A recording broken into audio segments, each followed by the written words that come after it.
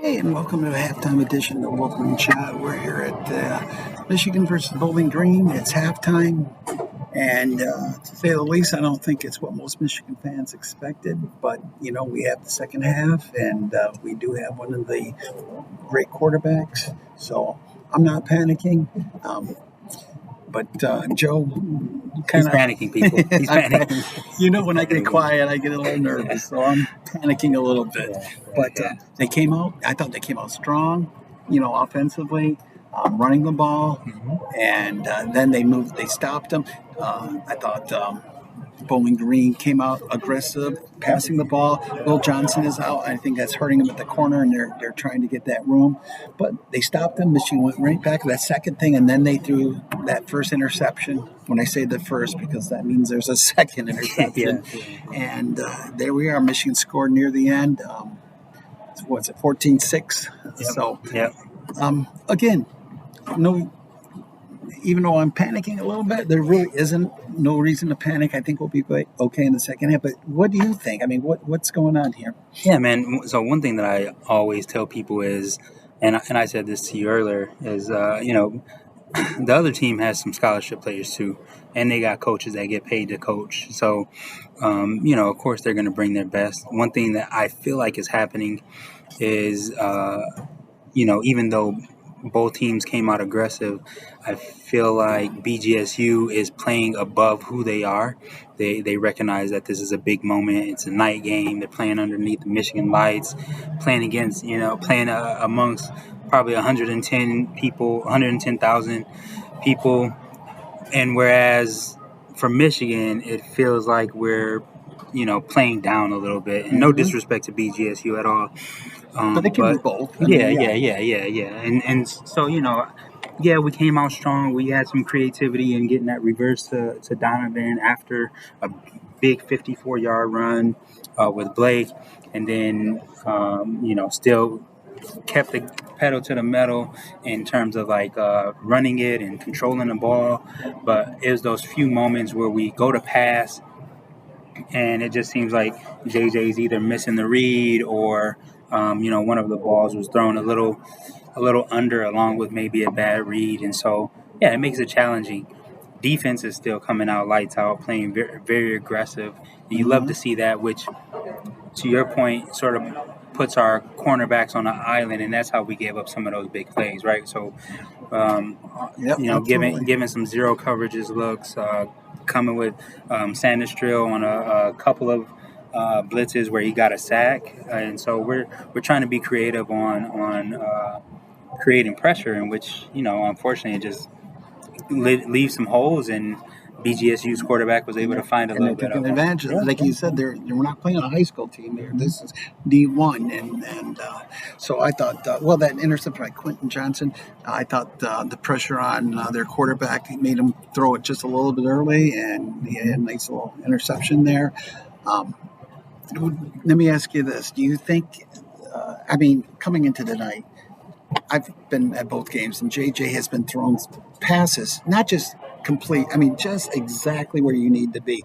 He had five touchdowns and 6 incompletes. Just lights out. Yeah. Now he's coming in and misreading, doing things he just doesn't do. You think it could be getting to it? He's such a calm guy, doesn't get to his head. But you think all this is getting to his head a little bit, this Heisman talk, or is it just having a bad day? I think great coaches do an amazing job of reeling that type of stuff in. What I believe is happening is Michigan was being very intentional about being aggressive. And I think JJ took on that notion as well in terms of being aggressive. When he's going to throw, he's going to, he's looking for the big plays, which one of them just so happened to be a touchdown of Roman Wilson, which is actually had the exact same coverage where he threw the pick. It's just Roman Wilson gave the guy, a little fake, like he was running to the outside, and had him, turn his hips and hit him with a post. And so there's little things like that help, put your QB in a better position than what he was. And so, no, I think he's just being aggressive. I think, my thoughts are we'll probably come out, control the game with some more running, but we'll actually get more quick game looks in terms of, stuff to the tight end. Probably get some, like different drags. Probably get some outs with the receiver. So more short game, Right. quick game, Take, and take, then take create control that back. Yep, confidence. yep. Yeah, And it yeah. just, it seems when you start getting that confidence, things just start. It's like when that turnover in the end zone, all of a sudden, the offense has, some confidence now. So, Yeah. before we end the half, what's going on with this kickoff? 2 kickoff fumbles in a row. I know. Yeah. So what that is, that's great coaching on BGSU in terms of seeing that, hey, the second line, the second set of up backs are not guys who touch the ball. So for instance, McGregor, he's a defensive end, right? Like he's not touching the ball at all. And then Max, he's more of a blocking guy. So Right. he's definitely and so that's the thing. Our kickoff return is more so set for that second line to be blockers and hard hitters, and BGSU is just taking advantage of that. They're just doing what they're. But they can't keep doing that. I mean, we're going to catch on to that eventually. Yeah, I'm sure. Yeah. Oh, listen. One thing Michigan's going to do is adjust, and they're talking about that right now.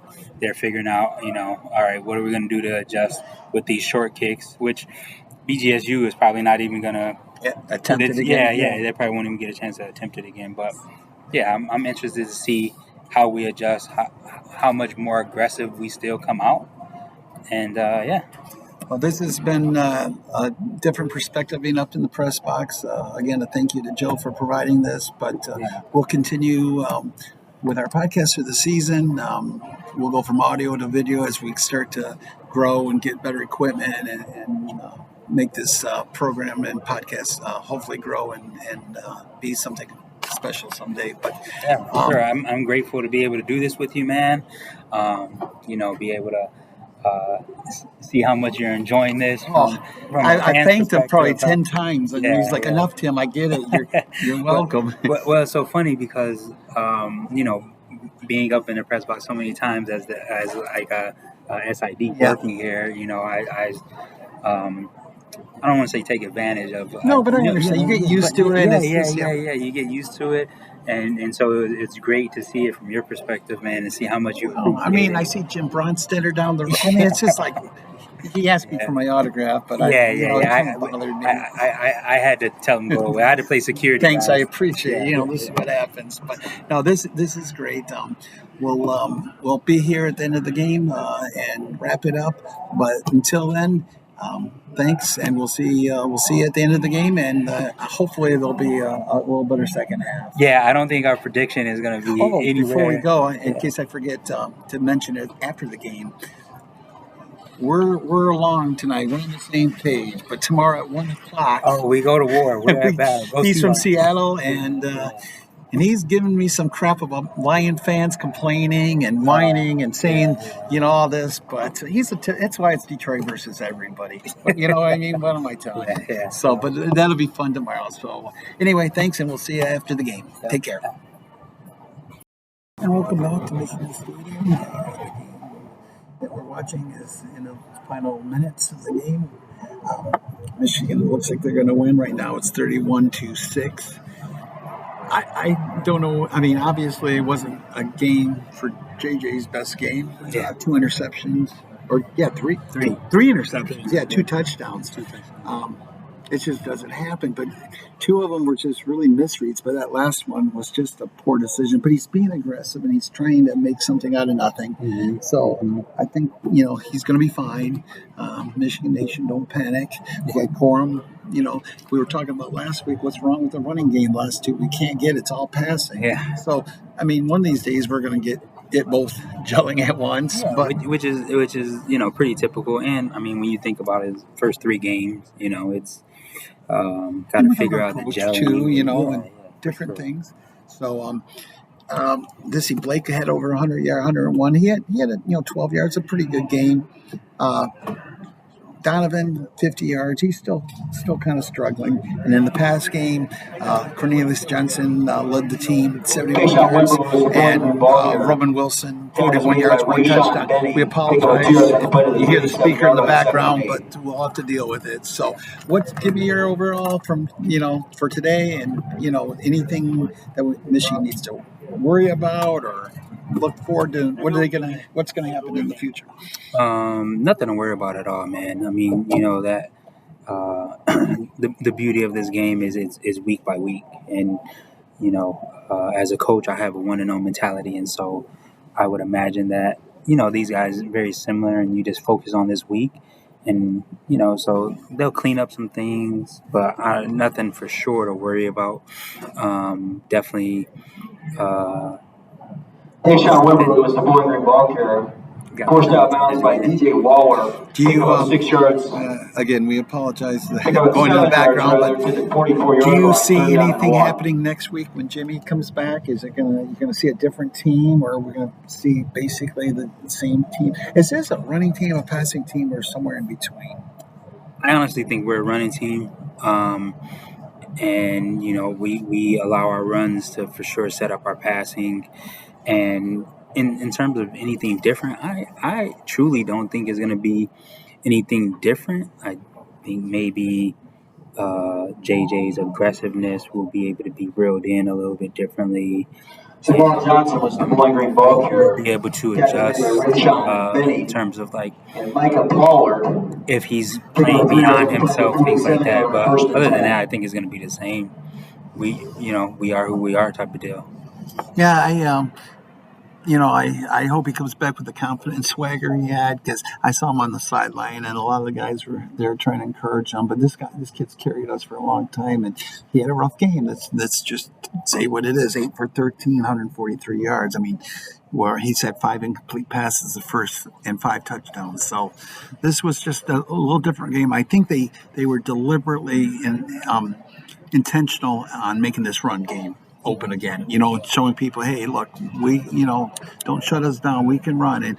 And this is a loaded team. Let's not worry about what happened in this game. I mean, it's another 31 to, this is a common thread with 30 to 3 the first game, 31 to 7, and 31 to 6. I mean, but the difference is in the first 2 games, I think they came out, scoring a lot. In the second half, they kind of cruised. This one, the first half wasn't so great. They came out, had a nice pickoff by Chris Jenkins, and then Blake ran it in. So that was a nice interception. Defensive, I think you can't. I'm not worried about anything on the defense. I mean, we did this without Will Johnson. When he gets back, that's going to make a big difference. But overall, another victory, and that's really all that matters. Now, if it was a 28 to 26, that'd be a little different. But it still was a Michigan dominate. I don't know the final yards or anything like that. But this was definitely a different type of game. But we'll look forward to next week. Rutgers comes into the big house. We'll be back with our head coach. Glad to see that. And Joe, thanks again. This has been a great experience. I loved it, and hopefully we'll do it again. And a little shout out to Joe. He's the head coach, and his team, his 8th graders, won his first game. Yeah. And that's a great thing. He loves these kids. And as we're talking, it looks like might be a touchdown, but they stopped them. How much time we got? 2 minutes. So the score could very well change here. But anyway, thanks. We'll see you all later. Make sure you subscribe, like, and comment. We're still giving away that Jim Harbaugh signed jersey. All you have to do is subscribe or like. Either way, you'll be in the drawing, and that'll probably be in the next couple of weeks. We'll give that away. So thanks. Any last comments? Hey, listen, Michigan fans. Nothing to start losing your minds over. We definitely going to continue to clean up some things. Got another home game against Rutgers, and so that'll be very exciting to see. Just what we do clean up and how things get a little bit more crisp. And, just be able to build from there week by week. Well, sounds good. Thank you, everybody. Go out, be nice to somebody, do something special. We love you. God bless you, and have a great week. Go Blue.